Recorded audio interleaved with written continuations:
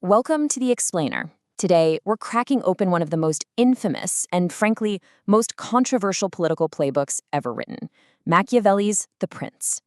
Okay, so imagine this. You've just become a ruler. You fought, you schemed, you won. You'd think that was the hard part, right? Well, that might have been the easy part, because now everyone around you is a potential rival, and every single decision you make could be your very last.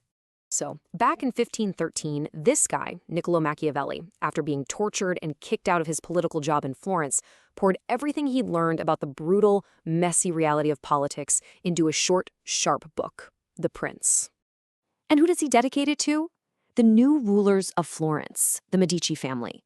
He's basically offering them a masterclass in power. And it's a class that draws a hard line between what's effective and what we might think of as morally right. His lessons start right at the beginning, with the very first challenge any new ruler is going to face. Machiavelli kicks things off with a really fundamental question. How did you get here? Because, he argues, the way you came to power directly determines just how hard it's going to be to stay there. He lays out two basic paths.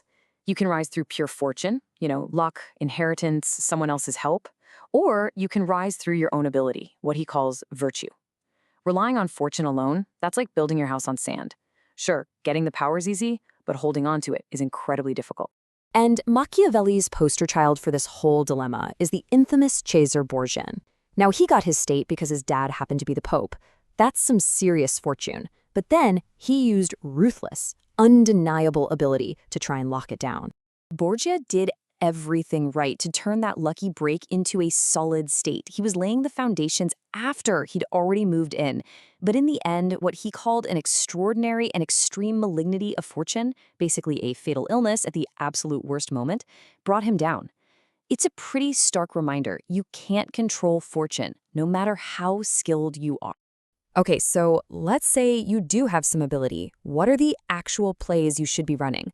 Well, Machiavelli provides a cold, calculated rulebook for how to control your new turf. He points to the ancient Romans as the absolute masters of this. He lays out their four-step method for taking over a new place. You got to live there. You got to set up your own loyal outposts. You have to carefully manage the powers around you. And most important, keep other strong foreign rivals out of your business. Now, underneath all this strategy is a pretty chilling piece of political psychology. His logic is that men ought either to be well-treated or crushed. Why? Because they can get revenge for small insults, but they can't if the injury is completely devastating. It's brutal, for sure, but in his mind, it's just pragmatic. And to show you what happens when you ignore these rules, he gives us the cautionary tale of King Louis XII of France. The guy made 5 huge mistakes in Italy. He basically did the exact opposite of the Roman method. And, well, as a result, he lost everything he'd gained. That whole mess with King Louis highlights something absolutely crucial for Machiavelli. All these clever strategies, they're totally useless without one key thing: your own loyal army. He had a deep, personal hatred for mercenaries. These were the hired soldiers that all the Italian states relied on back then. He saw them as undisciplined, unfaithful, and pretty much the main reason Italy was in such political ruin. And this really just paints the picture, doesn't it? It's a stark contrast. You've got mercenaries, loyal only to whoever pays most, motivated by what he calls a trifle of stipend. Then you have your own army, citizens fighting for their own survival, for glory, for their state. One is unreliable, the other is invested. For Machiavelli, it wasn't even a choice. And this was his bottom line, completely non-negotiable.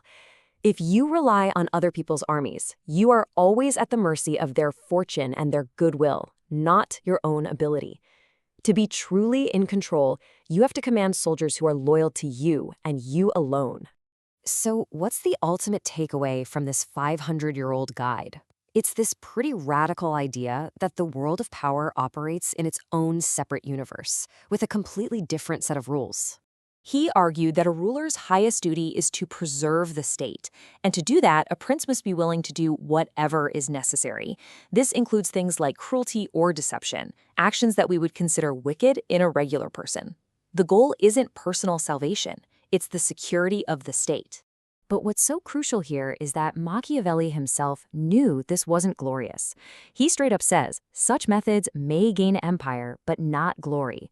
He isn't praising wickedness, he's just presenting it as an essential, maybe unfortunate tool for any ruler who wants to succeed in a very dangerous world. And that forces us to ask a pretty tough question. Has anything really changed? When you look at politics, or business, or international relations today, do you see the timeless, ruthless logic of the prince still at play?